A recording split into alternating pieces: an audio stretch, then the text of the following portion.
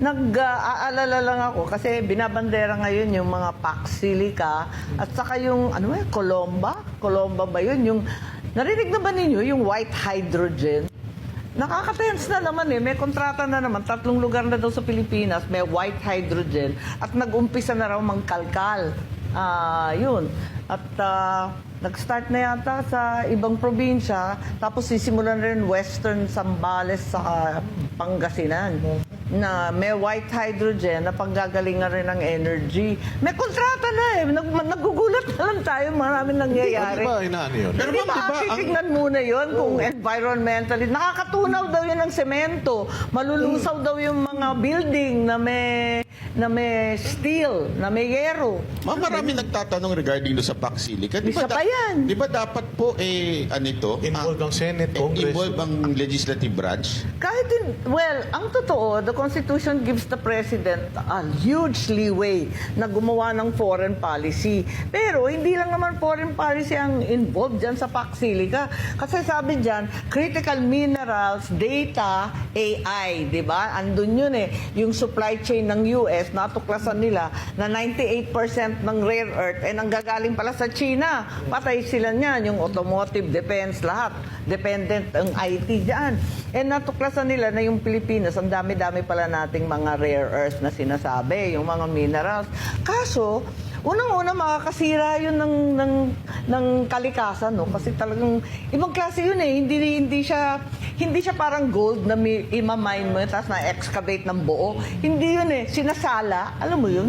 Sasala yun eh. Hiwa-hiwala yun eh. Ibang klase yung rare earth na parang buha-buhangin eh. Gaganyanin mo. So talagang sisirain yung bundok. Isa yun. Tapos hindi natin sigurado kung atin ba yun o hindi. Tapos di ba parang issue sa bases? Anong batas doon sa lugar na yun? 4,100 kilometers. Ang laki eh. Parang yung buong 400 plus na Clark Araneta City. Coliseum doon. yeah, laki-laki. Sabi kasi yung buong New Clark City, halos buong Tarlac, Pero may Nueva Ecija. pakinabang na daw po yun. Magkakaroon ng maraming artista. Bakit naman artista? Mga anak Amerikano tsaka Ay, Pilipino. mga anak na mga GID. Ganon, PhilAm. Marami rin basketball. Hihita diba? ang negosyo Aminin. ng pagpapagawa ng ilong. Aray ko. Kasi meron doon Kasi meron na Tatapos doon. ang mga ilong. Tatapos na mga ilong.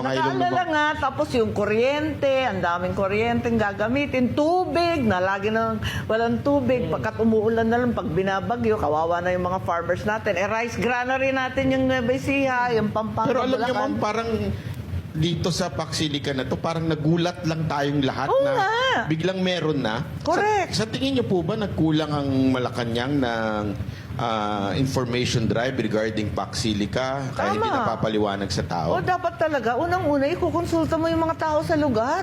Payag ba yung mga taga-Tarlac, Nueva Ecija at iba pang lugar? Highly volcanic, wag kalimutan na meron dyan na Mount Pinatubo. Carry ba nila yan? At saka, paano? Puro palayan yan eh, di ba? Yan ang rice granary ng Pilipinas. Nag-i-import na nga tayo ng bigas eh. Talagang uubusin pa natin lahat ng bukid. Paano ba yan? So talagang maraming questions. Isa pa na malaking question dyan, kung ano ang gagawin. Kasi yung maraming AI at saka yung iba pang gagawin na automotive, gagamitin sa defense. Diba? Automotive and defense, magkadikit naman yan. Parang ang lalabas, kakampi na naman tayo ng Amerikano. Baka tirahin na naman tayo ng China. Yan ang ayaw na ayaw natin. May Kasi- tuturing nga daw po na EDCA site yan. Ha? May tuturing nga daw po na EDCA site. Napakalaking EDCA site na ba yun? Buong Luzon halos. Kaya nakaka-nervyo.